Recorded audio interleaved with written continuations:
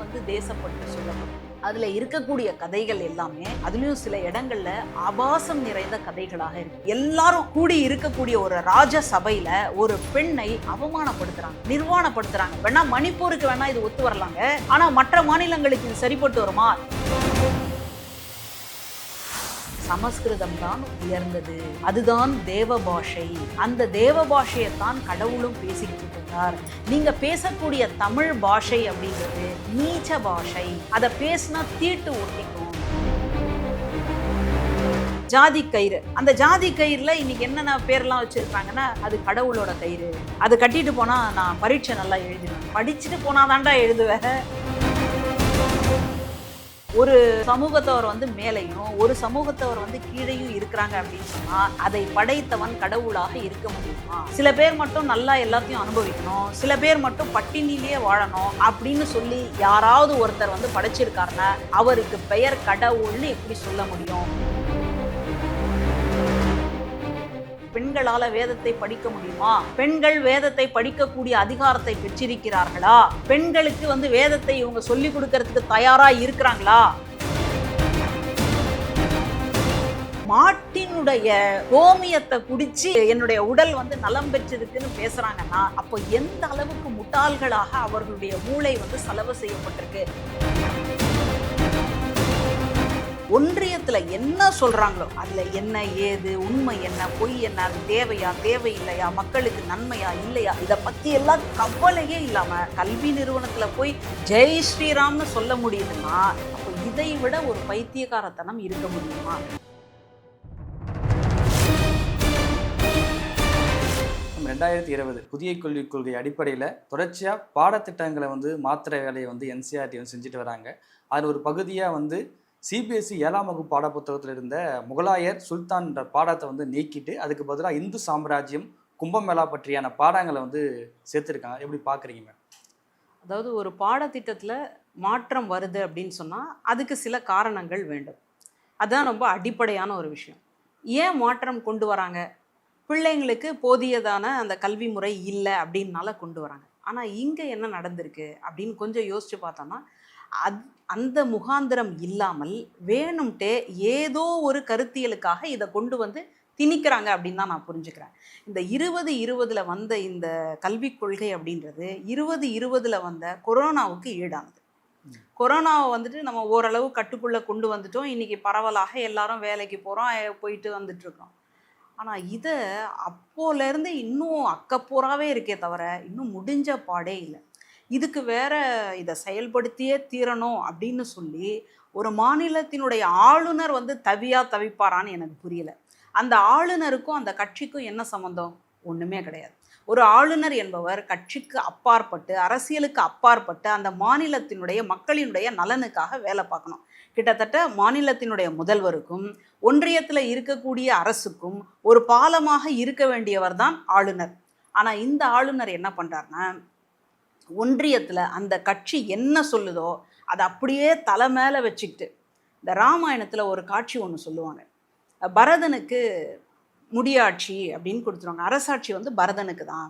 அவங்க அண்ணன் ராமனை காட்டுக்கு போ அப்படின்னு அனுப்பிச்சிருவாங்க. அப்போது தம்பி என்ன சொல்லுவான், அண்ணன் இருக்கும்போது தம்பி அரசாளக்கூடாது, அதனால் அண்ணனை போய் நான் கூட்டிகிட்டு வரேன் அப்படின்னு காட்டுக்கு வருவான். வந்தால் அண்ணன் வரமாட்டான். அப்போ இவன் என்ன பண்ணுறான்னா ஒரு அண்ணனுடைய பாதுகைகள் செருப்பு அந்த செருப்பை வந்து இதில் உங்களோட காலை வச்சு எனக்கு கொடுங்க அப்படின்ட்டு சரின்னு அவரும் அந்த செருப்பில் காலை போட்டுட்டு மறுபடியும் செருப்பை கொடுக்குறாரு. அந்த செருப்பை தலை மேலே வச்சு கொண்டு வந்து பரதன் அயோத்தியைக்கு வந்து அரசாண்டதாக சொல்லுவாங்க. அந்த செருப்புக்கு தான் வந்து பட்டாபிஷேகம் பண்ணாங்க அப்படின்னு சொல்லுவாங்க. அந்த மாதிரி ஒன்றியத்தில் என்ன சொல்கிறாங்களோ அதில் என்ன ஏது உண்மை என்ன பொய் என்ன, அது தேவையா தேவையில்லையா, மக்களுக்கு நன்மையா இல்லையா, இதை பற்றி எல்லாம் கவலையே இல்லாமல் அதை அப்படியே தலை மேலே வச்சுட்டு கொண்டாடி அதை வந்து தீர்க்கக்கூடிய ஒரு ஆளுநராகத்தான் இருக்கிறார். அவர் இன்னைக்கு என்ன பாடுபட்டு இருக்கிறார் அப்படின்றத நம்ம பார்த்தோம். நீதிமன்றங்கள் ஆளுநருக்கான உரிமை என்ன, ஆளுநருடைய அதிகார வரம்பு என்ன அப்படின்றத வெட்ட வெளிச்சமாக சொல்லிடுச்சு. இவ்வளோ சூழ்நிலையிலும் கூட ஒரு கல்வி நிறுவனத்தில் போய் ஜெய் ஸ்ரீராம்னு சொல்ல முடியுதுன்னா அப்போ இதை விட ஒரு பைத்தியக்காரத்தனம் இருக்க முடியுமா? மதச்சார்பற்ற ஒரு இடத்துல நீங்கள் ஒரு குறிப்பிட்ட சமயத்தை பின்பற்றக்கூடியவங்கள சொல்லக்கூடியதை மட்டும் நீங்கள் சொல்கிறீங்க. கேட்டால் இந்துக்கள் அப்படின்னு சொல்கிறீங்க. இந்துக்கள்லேயே ஜெய் ஸ்ரீராம்னு சொல்லக்கூடியவங்க சைவ சமயத்தில் இருக்கிறாங்களா? வேறு சமயம் சாக்தம்னு சொல்லி அம்மனை வழிபடக்கூடிய இடத்துல இருக்கிறாங்களா? இல்லை. அப்போ நீங்கள் யாருக்கான கடவுளை கொண்டு வந்து சேர்க்குறீங்க அப்படின்றதும் தெரியல. அவருக்கே அது புரியுமா அப்படின்னு கேட்டால் அதுவும் இல்லை. இப்போ இந்த சூழலில் ஒரு பதட்டத்தை உண்டாக்குவதற்காகத்தான் கல்வி கொள்கையில் இவங்க கையை வைக்கிறாங்க. ஏன் கல்வியை கையில் எடுக்கிறாங்கன்னா, ஒரு நாட்டினுடைய கட்டமைப்பில் ரொம்ப அடிப்படையானது கல்வி. அந்த கல்வியில் நம்ம கையை வச்சிட்டோம் அப்படின்னு சொன்னால் எல்லாத்தையும் நம்ம கைப்பற்றிடலாம். இன்னொன்று கோவில். அதனால் இந்த ரெண்டுத்தையும் எப்படியாவது தன் வசப்படுத்தணும் அப்படின்றதுக்காகத்தான் ஒன்றிய அரசு ரொம்ப திட்டவட்டமாக செயல்பட்டுருக்கு. கோவிலை எப்படிரா கைப்பற்றுறது அப்படின்னு பார்த்தா, கோவிலில் சொத்துக்கள்லாம் பாழா போயிடுச்சு, எல்லாரும் இப்படி ஆயிட்டாங்க, எல்லாரும் இதை தூக்கிட்டு போயிட்டாங்க, இது இங்கே இருக்கக்கூடிய இந்து சமய அறநிலையத்துறை சரியில்லை, இதில் கிறிஸ்தவர்கள்லாம் வந்துட்டாங்க, பொறுப்புக்கு வந்துட்டாங்க அப்படின்னு சொல்லி கொந்தளிக்கக்கூடிய செய்திகளை பேசி எப்படியாவது கோவில்களை நம்ம வசம் படுத்திடணும். இதுக்கு வேற சத்குருன்னு சொல்லக்கூடிய ஒருத்தர் குரல் கொடுக்குறார். இதுக்கு ஒரு நடிகர் வேற குரல் கொடுக்குறார்.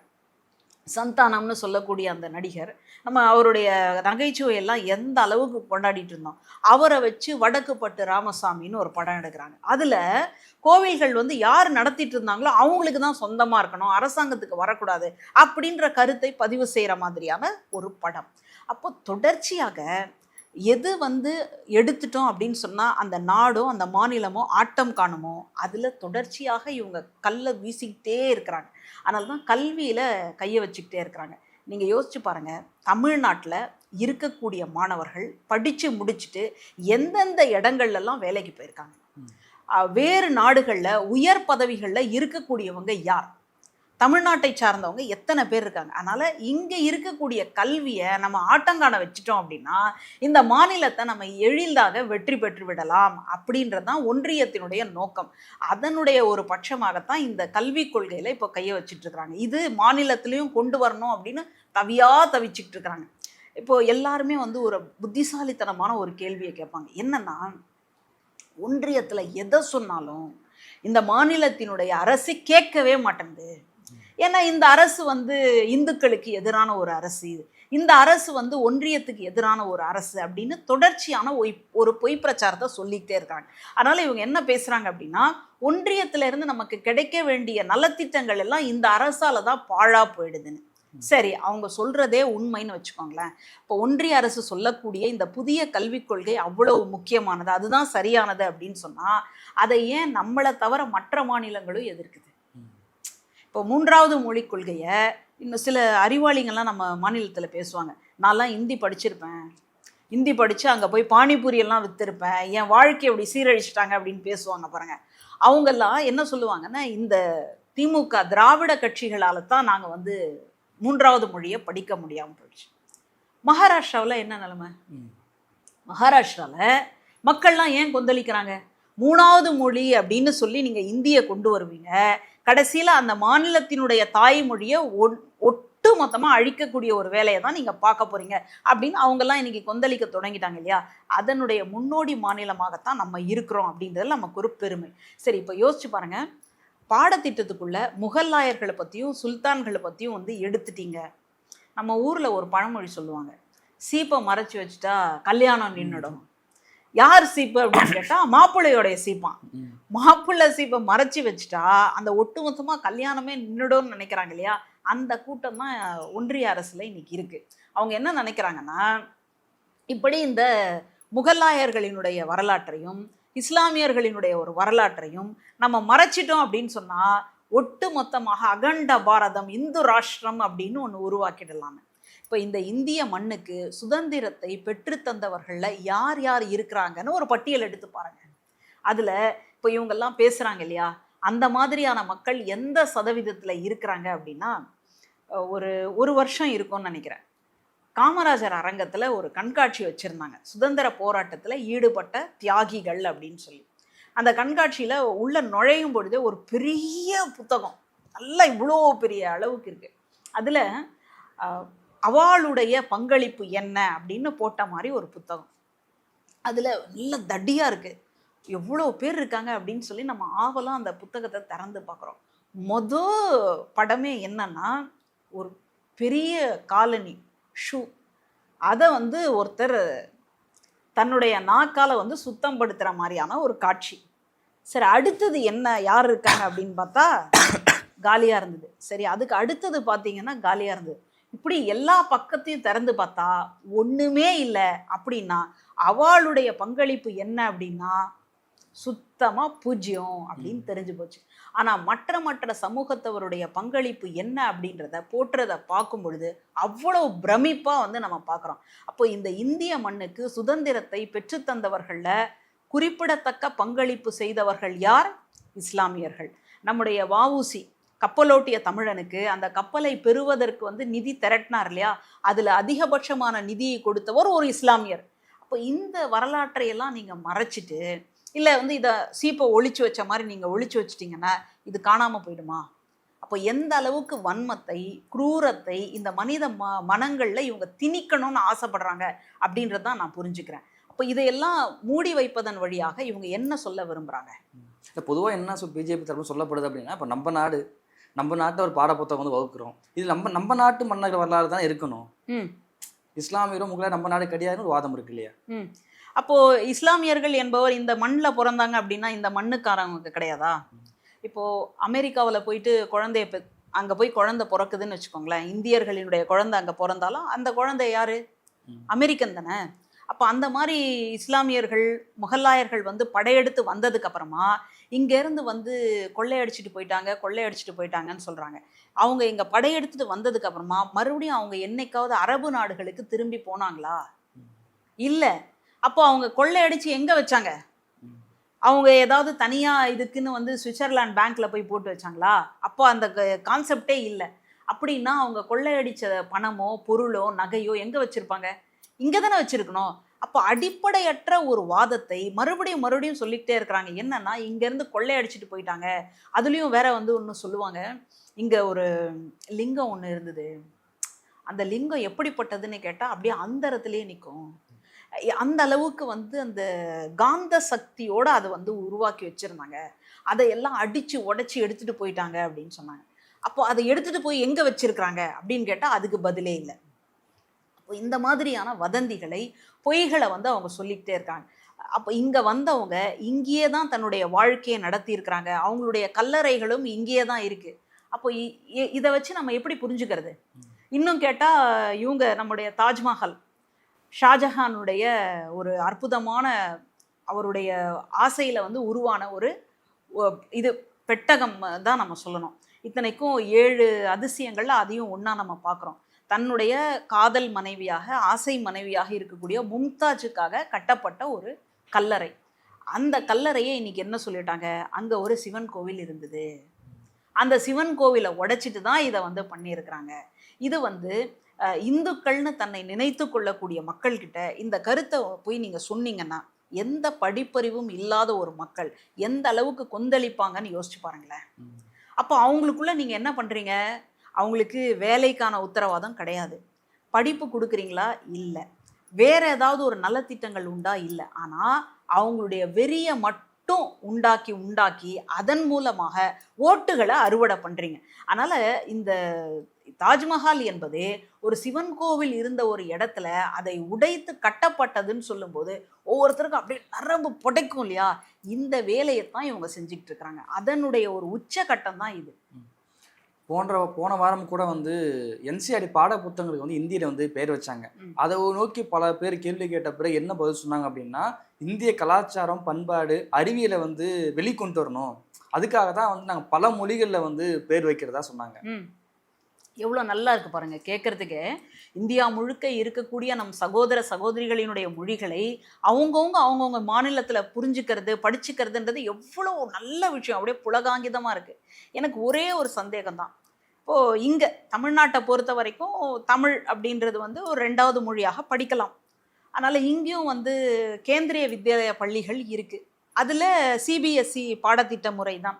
அதில் 2வது மொழியாக, அதாவது அங்கே 3 மொழி கொள்கை இருக்குது, அதில் 2வது மொழியாக நீங்கள் வந்து தமிழை படிக்கலாம். சரி, 2வது மொழி கூட இல்லைன்னு வச்சுக்கோங்களேன். மூணாவது மொழியாக கூட நீங்கள் வந்து தமிழை படிக்கலாம். அப்போது இங்கே தமிழ்நாட்டில் இருக்கக்கூடிய பள்ளிகளை எடுத்து பார்த்தால் அங்கே வந்து குறைந்தபட்சம் ஒரு 10 பள்ளிகள் இருக்குன்னு வச்சுக்கோங்களேன். அங்கே ஒரு 2 ஆசிரியர்கள் அப்படின்னு தமிழ் ஆசிரியர்கள்னு வச்சா கூட 10 பள்ளிகளுக்கு ஒரு 20 தமிழ் ஆசிரியர்கள் இருப்பாங்க. நம்ம அந்த ஒரு நம்பிக்கையில் போய் பார்க்குறோம். போய் பார்த்தா ஒரு பள்ளிக்கூடத்தில் கூட ஒரு தமிழ் ஆசிரியர் கூட இல்லையாம். அப்போ நீங்கள் எந்த மாநிலத்தினுடைய மொழியை நீங்கள் கொண்டு வந்து சேர்க்க போகிறீங்க? இப்போ புரிஞ்சிருச்சு இல்லையா? அப்போது தமிழ்நாட்டினுடைய மொழியை நீங்கள் எங்கேயும் கொண்டு போய் சேர்க்க போகிறது இல்லை.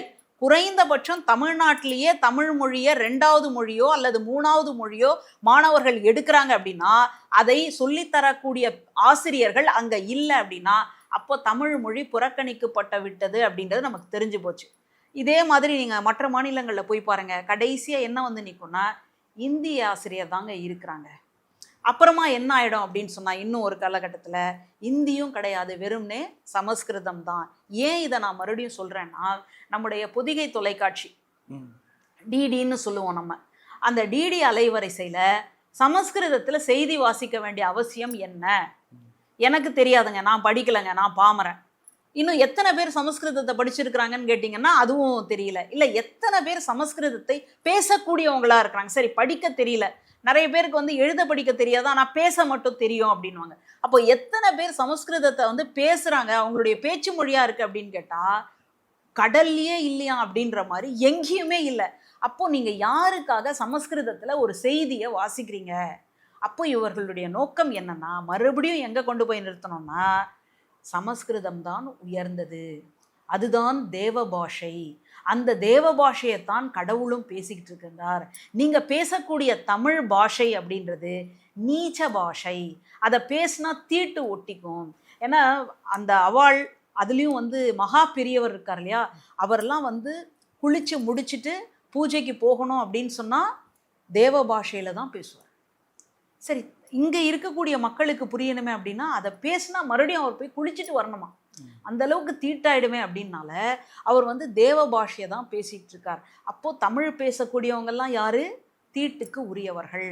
அப்போது தீட்டுக்கு உரியவர்களை நீங்கள் வந்து கல்விக்கூடத்தில் சேர்க்கலாமா? நீங்கள் வேலை இடத்துல சேர்க்க முடியுமா? உயர் பதவிகளில் அவங்களால வகிக்க முடியுமா? அப்போ படிக்கவே இல்லைன்னா அவங்களுக்கு அறிவு வருமா? கடைசியாக இந்த தமிழ் பேசக்கூடியவங்கெல்லாம் எங்கே இருப்பாங்க? இப்போ ராமாயணத்தில் சொன்னாங்க இல்லையா, ஒரு வானர கூட்டம் இருந்ததுன்னு. அந்த வானர கூட்டம் எங்கே இருந்தது அப்படின்னு சொன்னால் தென் திசையில் இருந்து தான். இப்போ இந்தியாவினுடைய தென் திசை யார்? நம்ம தான். அப்போ நம்ம யார்? நம்ம வானர கூட்டங்கள். இன்னும் கொஞ்சம் கீழே வந்தால் ராட்சச கூட்டம், அரக்கர்கள். அந்த இடத்துக்கு கொண்டு போய் நிறுத்துறதுக்காகத்தான் இந்த வேலையை இவங்க பார்த்துட்டு இருக்கிறாங்க அப்படின்றது நமக்கு இன்னைக்கு தெளிவாக புரிஞ்சு போச்சு. இப்போ கொரோனா காலகட்டத்தில் தொடர்ச்சியாக ஒரு 3 ஆண்டுகள் வந்து பள்ளிகளை விடுமுறை செய்யப்பட்டது. அப்போ வந்து ஒரு குழு அமைக்கப்படுது, என்சிஆர்டி சார்பாக குழு அமைக்கப்படுது. அந்த குழுவோட நோக்கம் என்ன அப்படின்னா, மாணவர்கள் வந்து பாடசுமை வந்து ரொம்ப அதிகமாக இருக்குது, அதை குறைக்கணும்னு சொல்லி தான் குழு அமைக்கப்பட்டு ஒரு பரிந்துரை 2023 வந்து கொடுத்தாங்க. என்ன பரிந்துரை கொடுத்தாங்க அப்படின்னா, மாணவர் பாடசுமை குறைக்கிறதுக்கு வந்து பாடத்தில் இருக்கக்கூடிய குஜராத் கலவரத்தை எடுக்கணும், முகலாயர் இஸ்லாமியோட பாடத்திட்டத்தை எடுக்கணும், டார்வின் கோட்பாடை வந்து எடுக்கணும்னு சொல்லி பரிந்துரை கொடுத்தாங்க. பார்க்குறீங்க? இப்போ நான் கூட சொல்கிறேன், மாணவர்களுக்கு வந்து இவ்வளோ ஒரு சுமை வேண்டாம், நீட் தேர்வை எடுத்துருங்க.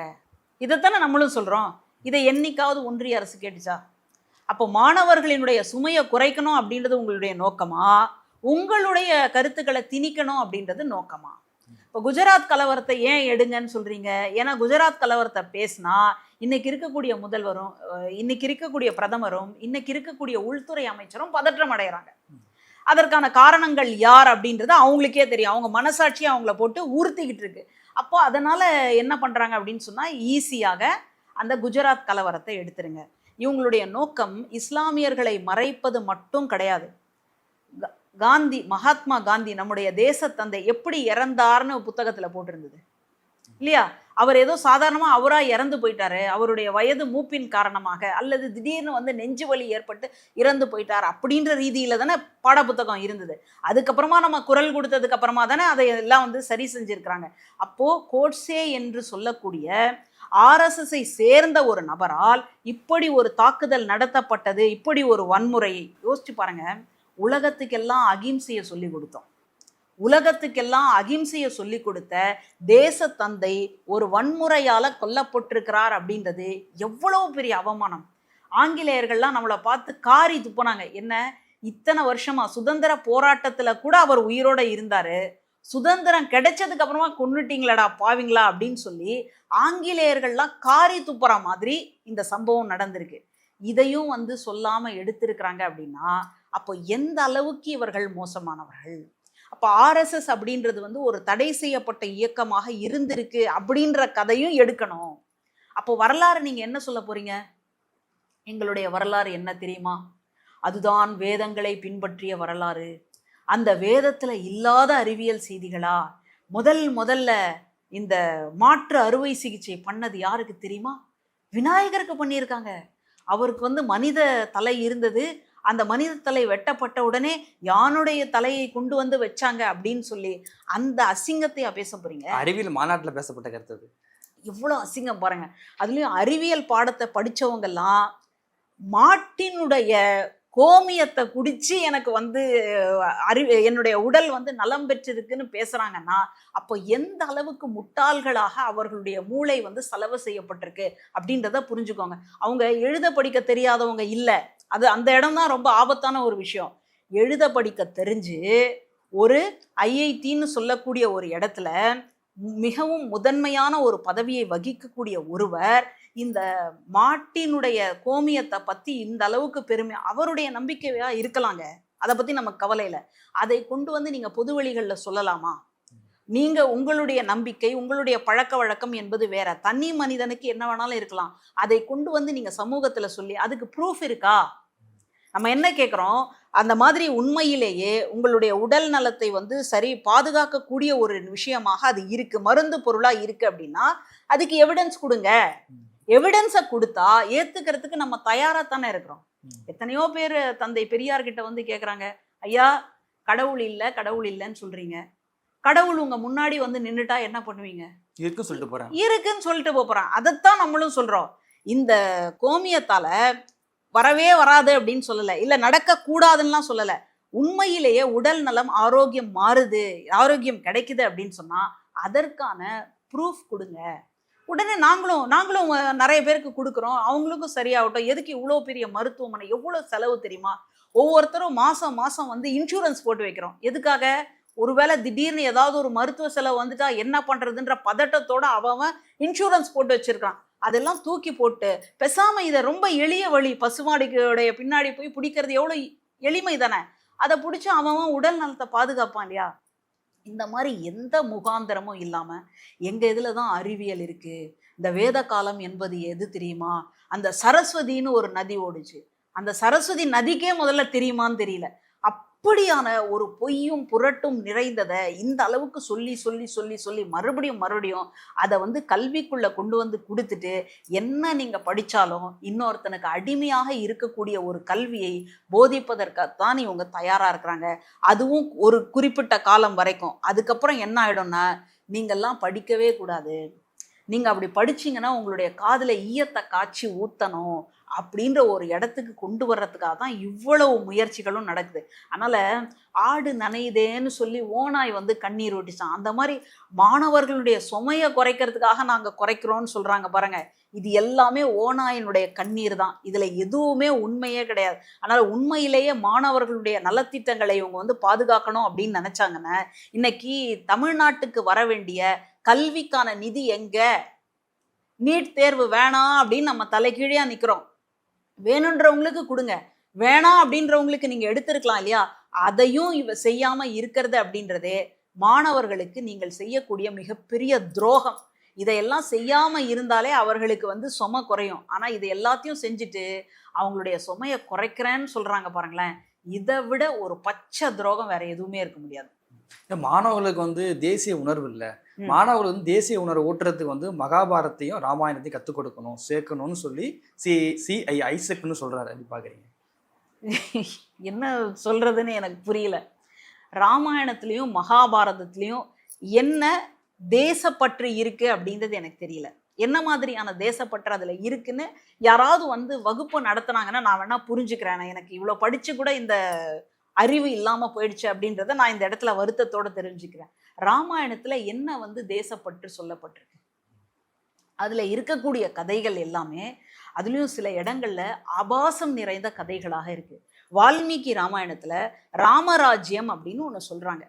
அந்த ராமராஜ்யத்துல திடீர்னு ஒரு அந்தணன் வந்து ராமர்கிட்ட சொல்லி அழுவுறாரு. ஒரு பார்ப்பனர் வந்து அழுவுறாரு, என் மகன், நான் இருக்கும் பொழுதே என்னுடைய மகன் இறந்துட்டான். உடனே ராமர் வந்து யோசிக்கிறாரு, அப்படியா, எப்படி நடந்திருக்கும்? அப்பா இருக்கும் பொழுது பிள்ளை சாக மாட்டானே, அப்போ எங்கேயோ தப்பு நடந்திருக்கு, எங்கேயோ தர்மம் வந்து தவறி போயிருக்கு அப்படின்னு நினைச்சிட்டு அவர் வந்து கத்தி எடுத்துட்டு போறாராம். கத்தி எடுத்துட்டு போனா ஒரு ஒடுக்கப்பட்ட சமூகத்தை சார்ந்த ஒருத்தன், சமூகன்னு அவனுக்கு பேருன்னு சொல்றாங்க. அவன் என்ன பண்றான்னா தலைக்கீழியா நின்று தவம் பண்றான். ஏண்டா, ஒடுக்கப்பட்ட சமூகத்தை சேர்ந்தவனுக்கு தவம் பண்றதுக்கு உரிமையே கிடையாதே, அதற்கான தகுதியே இல்லையே, நீ தகுதியை மீறி உன்னுடைய தவத்தை செய்ததுனால ஒருத்தனுடைய உயிர் வந்து அல்பாயுஸ்ல போயிடுச்சு, பரிதாபமா போயிடுச்சுன்னு சொல்லி அவனுடைய தலையை வெட்டுவதாக ஒரு கதை இருக்கு. இதுதான் தேசப்பற்றா? எனக்கு தெரியல. தேசப்பற்றுனா என்னன்னு விளக்கம் கொடுங்க. விளக்கம் கொடுத்ததுக்கு அப்புறமா நான் புரிஞ்சுக்கிறேன். அப்போ இந்த மாதிரி இருக்கக்கூடிய கதைகளை நீங்க மறுபடியும் பிள்ளைங்க கிட்ட வந்து சொன்னீங்கன்னா பிள்ளைங்க என்ன ஆவாங்க அப்படின்னா, இன்னைக்கே வந்து நமக்கு பயமா இருக்கு. பள்ளிக்கூடத்துக்கோ கல்லூரிக்கோ போகும்போது பயமா இருக்கு, எங்க பாட புத்தகத்துக்குள்ள அருவாளை எடுத்துட்டு வரானோ அப்படின்னு பயமா இருக்கு. இப்போ இந்த கதையை நீங்க சொல்லி கொடுத்துட்டு மறுநாள் வந்து பையன் அருவாள் இல்லாம வரணும்னு எப்படி எதிர்பார்ப்பீங்க? எனக்கு புரியல. அடுத்ததா இந்த மாதிரி என்னெல்லாம் பேசுறாங்க அப்படின்னு சொன்னா, பெண்களுக்கு வந்து ஒரு பேச்சுரிமை உண்டா? தசரதன் தன்னுடைய அன்பு மனைவியாக கைகேயை நினைச்சுக்கிட்டு இருக்கார்.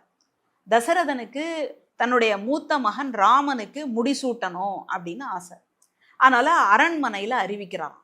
எல்லா செய்தியும் முதல்ல கைகேயிக்கு சொல்லிட்டு சொல்லக்கூடியவர் ராமனுக்கு வந்து முடிசூட்டு விழா அப்படின்றத மட்டும் கைகேயி கிட்ட ஆலோசனை பண்ணாமலேயே அறிவிக்கிறார்.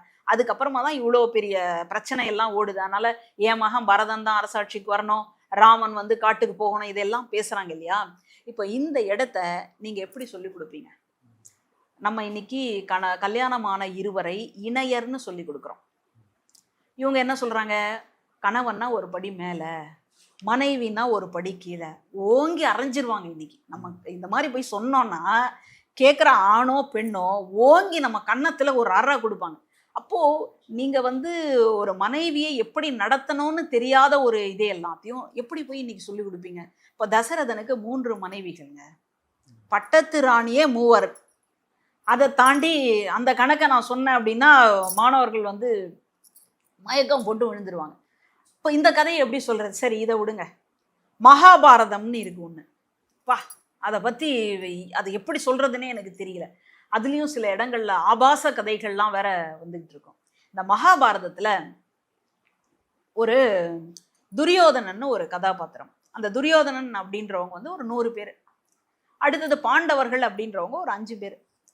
இந்த துரியோதனுடைய அப்பாவுக்கும் பாண்டவர்களுடைய அப்பாவும் அண்ணன் தம்பிங்க. துரியோதனுடைய அப்பா யாருன்னா திருதராஷன். அவன் வந்து அகவிழி கொண்டவன், மாற்றுத்திறனாளி, பார்வை கிடையாது. பாண்டுக்கு தான் வந்து பார்வை உண்டு எல்லாமே. இப்போ பெரியவன் யாரு? திருதராஷன். சின்னவன் யாரு? பாண்டு. ஆனா பெரியவனுக்கு அரசாட்சி கிடைக்காது, சின்னவனுக்கு தான் அரசாட்சி கிடைக்கும்.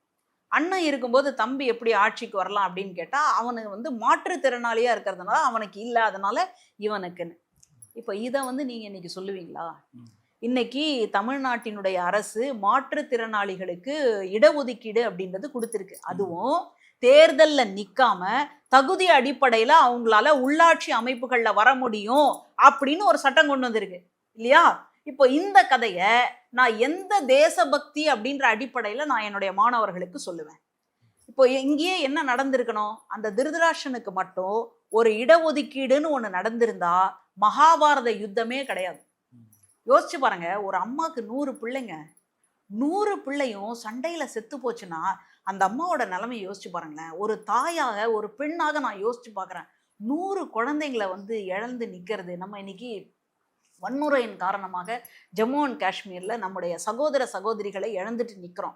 இப்போ ஒரே தாய் வயிற்றில் பிறந்த 100 பிள்ளைகளை இழந்து நிற்கக்கூடிய ஒரு கொடுமை இருக்கு இல்லையா?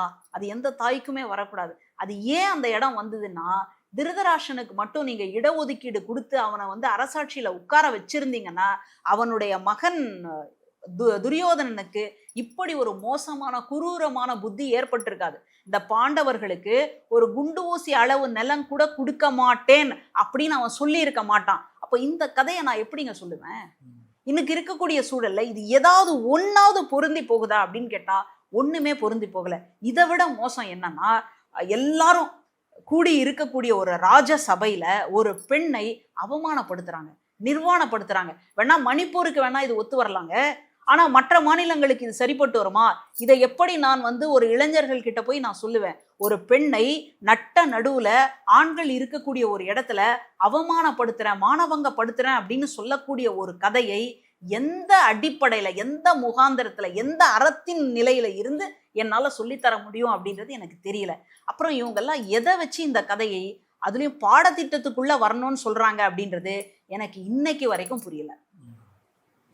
பிஜேபி ஆளக்கூடிய உத்தரகாண்ட் மாநிலத்தில் சமஸ்கிருதத்தை 1,00,000 மக்களுக்கு கற்றுத்தரத்துக்காக ஒரு அரசாணை வெளியிடப்பட்டிருக்கு. அதை ஒட்டி பள்ளிகளில், கல்லூரிகளில் சமஸ்கிருத ஒட்டி, வேதங்களை ஒட்டியான பேச்சு போட்டி நடத்துறதாகவும் அரசு அலுவலகங்கள் சமஸ்கிருத பெயர் பலகை வைக்கப்படணும்னு சொல்லி ஒரு முடிவு வந்திருக்கு. எப்படி பார்க்குறீங்க? இப்போதானே சொன்னாங்க, அதாவது மற்ற மாநிலங்களினுடைய மொழிகளை எல்லாம் நாங்கள் தூக்கி பிடிக்கிறோம், அந்த மாநிலங்களினுடைய பழக்க வழக்கத்தை எல்லாம் கொண்டு போய் சேர்க்கறதுக்காக தான் இந்த மொழியை கொண்டு வரோம்னாங்க இல்லையா? சமஸ்கிருதம் எந்த மாநிலத்தினுடைய அரசியல் மொழி சொல்லுங்க? இல்ல யாருடைய தாய்மொழி? இல்ல யார் 2 பேரும் பேசிக்கிட்டு இருக்கிறாங்க? ஜம்மு அண்ட் காஷ்மீர்ல பேசுறாங்களா, கன்னியாகுமரியில பேசுறாங்களா, இந்த பக்கம் கிழக்குல பேசுறாங்களா, வடக்குல பேசுறாங்களான்னா எங்கேயுமே பேசலையே. அப்புறம் ஏன் சமஸ்கிருதத்தை கொண்டு வரீங்க அப்படின்னு சொன்னா, இப்போ நமக்கு வெட்ட வெளிச்சமா தெரிஞ்சு போச்சு, அந்த 3வது மொழி கொள்கை என்பது வேற எதுவும் கிடையாது, அது சமஸ்கிருதம் தான். இங்க அதை சொல்ல முடியல, யாருக்கு சொன்னா புரியாதோ அவங்க கிட்ட கொண்டு போய் அதை நடைமுறைப்படுத்திட்டு இருக்கிறாங்க. எப்படி யூனிஃபார்ம் சிவில் கோட் அப்படின்றத வடக்கு மாநிலங்கள்ல நடைமுறைப்படுத்தினாங்களோ அதை போல சமஸ்கிருதம் தான் இன்னைக்கு ஆட்சி மொழி. சமஸ்கிருதத்துல தான் நீங்க பெயர் பலகை வைக்கணும், அதுல தான் கையெழுத்து போடணும். அப்போ எப்படி அவங்களுக்கெல்லாம் சமஸ்கிருதம் சொல்லி கொடுக்க போறாங்க அப்படின்றது எனக்கு தெரியல. நம்ம சமஸ்கிருதத்துக்கு எதிரி அப்படின்லாம் ஒன்றும் சொல்லலை. அந்த மொழியை வைத்து இவர்கள் செய்யக்கூடிய அரசியல் என்பது ரொம்ப மோசமான அரசியலாக இருக்கின்றது. இன்னைக்கு ஏன் இந்த வேதங்கள் எல்லாராலையும் படிக்க முடியல? ஏன் மற்ற, அதாவது கிறிஸ்தவத்திலேயோ இஸ்லாத்திலேயோ மற்றவர்கள் எல்லாம் படிங்கன்னு சொல்லி புத்தகம் போட்டு கொடுக்குறாங்க. ஆனா இந்த இந்துக்கள்ல வேதம்னு சொல்லக்கூடிய புனித நூல் எத்தனை நாளைக்கு பிறகு மக்களினுடைய பயன்பாட்டுக்கு வந்ததுன்றதை யோசிச்சு பாருங்க. இன்னைக்கு கூட பெண்களால வேதத்தை படிக்க முடியுமா? பெண்கள் வேதத்தை படிக்கக்கூடிய அதிகாரத்தை பெற்றிருக்கிறார்களா? பெண்களுக்கு வேதத்தை இவங்க சொல்லி கொடுக்கறதுக்கு தயாரா இருக்கிறாங்களா? இல்லை. அப்போ யாருக்கான மொழியாக இந்த சமஸ்கிருதத்தை கொண்டு வராங்க அப்படின்னு சொன்னா, ஒரு குறிப்பிட்ட நபர்கள் மட்டும் மேல இருக்கணும், மற்ற பெண்கள்ல இருந்து மற்ற எல்லா சமூகத்தவரும் கீழேயே இருக்கணும். அவங்களுக்கு அறிவே கிடைச்சிடக்கூடாது, அவங்களுக்கு எதுவுமே கிடைச்சிடக்கூடாது, இவங்கள பார்த்து சாமின்னு சொல்லி இருக்கணும் அப்படின்றது தான் விரும்புறாங்க. அதனுடைய ஒரு நோக்கம் தான் இது. தந்தை பெரியார் கூட சாமி கும்பிடுறதுக்கு எதிரானவர் அப்படின்னு சொல்ல முடியாது, கும்பிடுறேன் சாமி அப்படின்றதுக்கு தான் நான் எதிரானவர் அப்படின்னு சொல்றாரு. ஏன் தந்தை பெரியார் கடவுளை எதிர்க்க வேண்டிய அவசியம் என்ன? ஏன்னா கடவுள் அப்படின்ற அந்த கொள்கையோட மொழிய, சாதிய, ஏற்றத்தாழ்வை எல்லாத்தையும் கொண்டு முடிச்சு போட்டு வச்சிருக்காங்க. சாஸ்திரம் அதுல தான் இருக்குன்னு. அதனால கடவுளே கிடையாது. ஒரு சமூகத்தவர் மேலையும் ஒரு சமூகத்தவர் கீழையும் இருக்கிறாங்க அப்படின்னு சொன்னா அதை படைத்தவன் கடவுளாக இருக்க முடியுமா? ஒரு நியாயமான ஒரு கேள்வி. அந்த நியாயமான கேள்விக்கு பதில் உண்டா? சில பேர் மட்டும் நல்லா எல்லாத்தையும் அனுபவிக்கணும், சில பேர் மட்டும் பட்டினிலேயே வாழணும் அப்படின்னு சொல்லி யாராவது ஒருத்தர் படைச்சிருக்காருன்னா அவருக்கு பெயர் கடவுள்னு எப்படி சொல்ல முடியும் அப்படின்னு கேட்குறார். இந்த இடத்துக்கு மறுபடியும் நம்மளை கொண்டு போய் நிறுத்துறாங்க. இன்னைக்கு நம்ம இவ்வளோ பெரிய ஒரு வளர்ச்சியை எட்டி இருக்கிறோம், அந்த வளர்ச்சியெல்லாம் புடுங்கி போட்டு நம்ம எல்லாம் பின்னுக்கு தள்ளி இழுப்பதை போல இந்த சமஸ்கிருதத்தை இவங்க பேசுறாங்க. இதுல என்ன ஒரு முக்கியமான விஷயம் அப்படின்னு சொன்னா, இந்த மனநிலை கொண்டவர்கள் உயர்தரப்புல இருந்து அடிமட்டம் வரைக்கும் எல்லா இடத்துலையும் ஊடுருவிட்டாங்க அப்படின்றது தான் இன்னைக்கு இருக்கக்கூடிய ஆபத்தான சூழல். இந்த ஆபத்தான சூழலை ஒவ்வொருத்தரும் எதிர்கொள்ள வேண்டும். இதுல இருந்து நம்மளை தற்காத்து கொள்ள வேண்டும். இதுல இருந்து இந்த நாட்டை பாதுகாக்க வேண்டும். அதனால இன்னைக்கு இருக்கிறது அப்படின்றது, அன்னைக்கு சுதந்திர போராட்டம் ஒண்ணு நடந்தது இல்லையா, அதை விட ஆபத்தான ஒரு சூழலாக இன்னைக்கு இருக்கு. ஏன்னா இன்னைக்கு தனி மனிதனுடைய சுதந்திரம் என்பது எட்டாக்கனியா இருக்கு. ஒரு ஊடகத்தினுடைய சுதந்திரம் என்பதும் எட்டா கனியா இருக்கு. இப்போ நீயா நானா அப்படின்ற ஒரு நிகழ்ச்சி எவ்வளோ வருஷமா ஓடிட்டு இருக்கு, எவ்வளோ பெரிய மாற்றத்தை எல்லாம் கொண்டு வந்தது. அதுல ரொம்ப முக்கியமா என்ன சொல்லணும் அப்படின்னா, ஒரு சாதி ரீதியான ஒரு நிகழ்ச்சி. அதுல சாதி வேணும்னு சொல்றவங்க, சாதியை வந்து ஏத்துக்க மாட்டேன்னு சொல்றவங்க. அப்போ அவங்க 2 பேரும் விவாதம் செஞ்சதுல அந்த நெறியாளர் வந்து கேட்குறாரு, இப்போ யாராவது தன்னுடைய பேருக்கு பின்னாடி சாதியை போட்டுக்கணும்னு நினைக்கிறீங்களான்னு. அதாவது சாதியை விரும்பக்கூடியவங்க யாரெல்லாம் போட்டுக்க வேணான்னு நினைக்கிறீங்களோ இந்த பக்கம் வாங்கன்னு. அதில் அந்த நிகழ்ச்சியில் சாதி வேணுன்றதுல கிட்டத்தட்ட 90% எல்லாரும் எழுந்து சாதி வேணான்ற பக்கத்துக்கு வந்துட்டாங்க. அப்போது ஒரு நிகழ்ச்சி எவ்வளவு பெரிய மாற்றத்தை கொண்டு வந்திருக்கு. அந்த நிகழ்ச்சியை வந்து தடை செய்யணும்னு சொன்னால் அப்போ எங்கே போச்சு சுதந்திரம்? பத்திரிகை சுதந்திரம், பத்திரிகை தர்மம், ஊடக தர்மம்னு சொல்கிறோம் இல்லையா, அதெல்லாம் எங்கே போச்சு? அதனுடைய கழுத்தை நெரிக்கிற மாதிரி இன்னைக்கு ரொம்ப மோசமான ஆபத்தான ஒரு சூழ்நிலைக்கு நம்ம போயிட்டுருக்குறோம். இதிலேருந்து இப்போ கூட நம்ம பாடம் படிக்கலை அப்படின்னு சொன்னால் நம்முடைய பிள்ளைகள் இனிமேல் அடிமைகளாக வருவதற்கு நாமளே வழிவிடுறோம் அப்படின்றது தான் அர்த்தம். ஓகே, இறுதியாக வந்து நேற்றைய தினம் வந்து ஆதிக்கம் தீண்டாமைக்கு வந்து அடையாள சொல்லா இருக்கக்கூடிய காலனிங்கிற சொல் வந்து அரசு ஆவணங்கள் வந்து எடுக்கப்படும் அப்படி ஒரு முடிவு அறிவிக்கப்பட்டிருக்கு. எப்படி பார்க்குறீங்க? இது ரொம்ப ஆரோக்கியமான ஒரு செய்தி. ஏன்னா நாங்குநேரியில் அந்த மாணவனுக்கு நடந்த கத்தி குத்து அப்படின்றது ஒரு மோசமான விளைவுகளை ஏற்படுச்சு. அதுக்கப்புறமா முதல்வர் என்ன பண்ணாருன்னா, நீதிபதி சந்துரு, ஓய்வு பெற்ற நீதிபதி சந்துரு அவர்களுடைய தலைமையில், ஒற்றை தலைமையில் எப்படி இருக்கு சாதியினுடைய நிலைப்பாடு என்ன, கிராமங்கள் என்ன நினைக்குது, மாணவர்களுடைய மனநிலை என்ன அப்படின்னு ஆய்வு செஞ்சு அறிக்கை கொடுக்க சொன்னார். அதில் முதன்மையாக அவர் என்ன சொன்னார்னா, பள்ளிகளில் இந்த மாதிரி பட்டியலினம்னு குறிப்பிடுற மாதிரியான வார்த்தைகள் இருப்பதை எடுக்கணும் அப்படின்னு சொன்னார். அதை எடுத்துட்டா முடிச்சிடுமா அப்படின்னு சில பேர் கேட்டாங்க. அப்புறம் இன்னொன்று என்ன சொன்னார்னா, கைகளில் வந்து அந்த ஜாதி கயிறுகள், ஜாதி கயிறு, அந்த ஜாதி கயிறில் இன்னைக்கு என்னென்ன பேர்லாம் வச்சுருக்குறாங்கன்னா, அது கடவுளோட கயிறு, அது கட்டிட்டு போனால் நான் பரீட்சை நல்லா எழுதிடுவேன். படிச்சுட்டு போனால் தான்டா எழுதுவேன், கயிறை கட்டிட்டு போனால் எழுத மாட்டேடா. உடனே அது வந்து சொன்ன உடனே அந்த மாதிரி அந்த நிறங்கள் வந்து சாதியினுடைய அடையாளத்தை காட்டுது, அதையெல்லாம் கழட்டி போடணும் அப்படின்னு ஒன்று சில பேர் அறிவாளிங்களாம், இது வந்து இந்துக்களுக்கான கயிறு, இதன் மூலமாக இந்துக்களுக்கு எதிரியாக இவங்க மாறுறாங்க, இந்துக்களினுடைய மனசை வந்து புண்படுத்திட்டாங்க அப்படின்னு ஒருத்தர் கிளம்பி வந்தார். அவர் எங்கே போனார்னு தெரியல, இப்போ அதை விடுங்க. அப்போது ஒரு நீதிபதி அவர்கள் தன்னுடைய ஆய்வு அறிக்கையில் இந்த மாதிரியான பல பரிந்துரைகளை அவர் வந்து செஞ்சார். இப்போ அதையெல்லாம் செயல்படுத்த வேண்டிய நெருக்கடியும் கட்டாயமும் அவசியமும் மாநில அரசுக்கு உண்டு.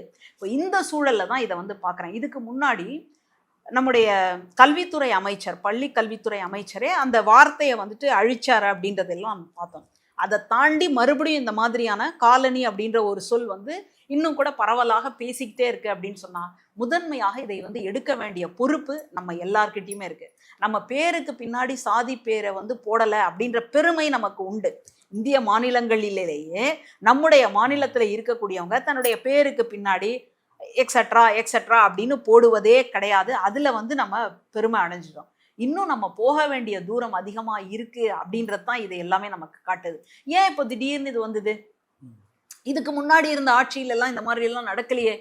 இன்னைக்கு இருக்கக்கூடிய திமுக ஆட்சியில தான் இந்த மாதிரி ஜாதி வன்முறைகள், ஜாதி கொடுமைகள் அதிகமாக நடக்குது. இதுக்கு முன்னாடி மறைக்கப்பட்டுச்சு, இப்போ வெளிப்படையாக பேசுறாங்க. இந்த பேசுற அளவுக்கான ஒரு ஸ்பேஸை இந்த அரசு வந்து கொடுத்துருக்கு அப்படின்னு தான் நான் பார்க்குறேன். அதனால இந்த சொற்கள் என்பது இன்னொருத்தரை காயப்படுத்தும் அப்படின்னு சொன்னா அந்த சொல்லை மாத்திட்டு ஒரு நல்ல சொல்ல போடுறதுக்கு எவ்வளோ நேரம் ஆக போகுது. அதனால இது வந்து ஒரு தொடர்ச்சியான ஒரு செயல்பாடா இருக்கு. இந்த பெயர்களை எடுக்கணும், பள்ளிக்கூடத்தினுடைய பெயர்களில் இருக்கக்கூடியதை எடுக்கணும், அடுத்ததாக இந்த கயிறுகள் மாதிரியான இடம், அடுத்தது வந்து மாணவர்களை உட்கார வைக்கும் பொழுதே சில இது. இன்னும் கூட சில இடங்கள்ல மாணவர்கள் என்ன சொன்னாங்கன்னா, அதாவது இந்த பட்டியலின மாணவர்களுக்கு வந்து உதவித்தொகை கொடுப்பது அப்படின்னு. அதனால யாரெல்லாம் உதவித்தொகை வாங்குறீங்களோ வாங்க அப்படின்னு சொல்றதே கூட எங்களுக்கு கொஞ்சம் வருத்தமா இருக்கு. ஏன்னா ஒரு பள்ளிக்கூடத்துல உதவித்தொகை வாங்குறாங்க அப்படின்னு சொன்னா அவங்கெல்லாம் இந்த சாதியா இருப்பாங்க அப்படின்ற ஒரு மனநிலையை இந்த மற்ற மாணவர்கள், எங்களுடைய நண்பர்கள் மத்தியில வந்து உருவாக்குது அப்படின்னு சில மாணவர்கள் வந்து சொன்னாங்க. அதுவும் கொஞ்சம் யோசிக்க வேண்டிய விஷயம்தான். அதனால இதை போன்ற ஒரு பதட்டமான அல்லது பற்றி கொள்ளக்கூடிய செய்திகளை விஷயங்களை வந்து கொஞ்சம் இன்னும் அரசு கவனத்தோடு கையாள வேண்டும். அதனால் இந்த மாதிரி போவது என்பது ஒரு ஆரோக்கியமான சூழலாக தான் பார்க்குறேன். ஒவ்வொரு இடத்துலையும் அதற்கான ஒரு குரல் வந்து இன்னைக்கு ஒலிச்சிக்கிட்டு இருக்கு. டாக்டர் கலைஞர் ஒரே ரத்தம்னு ஒரு நாவல் எழுதியிருப்பாரு. அதில் ஒருத்தர் ஒரு சேரியில் வாழக்கூடிய மாரியப்பன் நினைக்கிறேன், அந்த நபருக்கு வந்து 2 ஆண் பிள்ளைகள். ஒருத்தர் வந்து ஊரில் போய் படிச்சுட்டு வருவார். அவர் ரயில்ல இருந்து இறங்கின உடனே வெளியில் மாட்டு வண்டியெல்லாம் நிற்கும். அந்த மாட்டு வண்டியில் ஒருத்தர் என்ன பண்ணுவாருன்னா, தம்பி வா தம்பி அப்படின்னு சொல்லி ஏற்றி கூட்டிகிட்டு போவார். கூட்டிகிட்டு போகும்போது பேர் என்ன, ஊர் என்ன, எங்கே இருக்கிற என்ன அப்படின்போது, அவர் இருக்கக்கூடிய ஊர் தான் அப்படின்னு சொல்லுவார். அப்படின்னா எந்த ஊரில் எந்த இடம் அப்படின்னு சொன்னோடனே அவர் அந்த இடத்த சொல்லுவார். இடத்த சொன்னோடனே அது சேரி பகுதியாச்சே, சேரியில் இருக்கக்கூடிய நீ எப்படி என் வண்டியில் ஏறலாம், உடனடியாக இறங்கு அப்படின்னு. என்னையா நீங்கள் சொல்லி தானேயா நான் ஏறினேன், அதெல்லாம் இருக்கட்டும், நீ உடனடியாக இறங்கு. அதெல்லாம் முடியாது, நான் இறங்க மாட்டேன். நீ இறங்குறியா, என்ன பண்ணுற அப்படின்னு. நான் இறங்க மாட்டேன் அப்படின்னா அந்த நந்தகுமாரன்னு சொல்லக்கூடிய அந்த இளைஞர் ரொம்ப உறுதியோடு இருப்பார். உடனே அந்த மாட்டு வண்டிக்காரன் என்ன செய்வார்னா, ஒட்டு மொத்தமாக அந்த வண்டியை தலைகீழாக கவுத்தி விட்டுருவார். அதுக்கப்புறம் கீழே விழுந்து அடிபட்டு அப்புறம் அந்த கதை வந்து போகுது. அப்போது ஒரு பெயர் என்பதற்குள்ள எவ்வளோ பெரிய ஒடுக்குமுறைகள் இருக்குது அப்படின்றதுக்கு இது எல்லாமே உதாரணம். ஆனால் இந்த பெயர் மாற்றம் என்பது, இந்த பெயரை மாற்றி வேற ஒரு நல்ல பெயரை கொண்டு வருவது என்பது மிகப்பெரிய ஒரு சமூக பணி அப்படின்னு தான் நான் பார்க்குறேன். ஓகே மேம், இவ்வளோ நேரம் எங்கள் நிகழ்வில் கலந்து கொண்டு கருத்துக்களை போய் நமக்கு நன்றி.